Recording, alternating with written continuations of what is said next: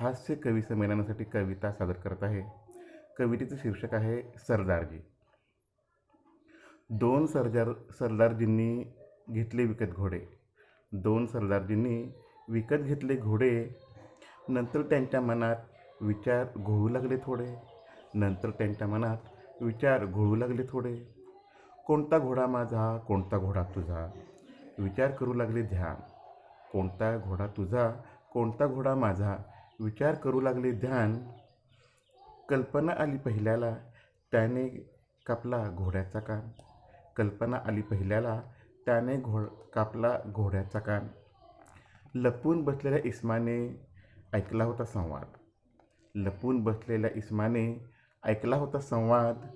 रात्रीत दुसऱ्या घोड्याचा कापून कान. सकाळी पुन्हा सुरू झाला वाद.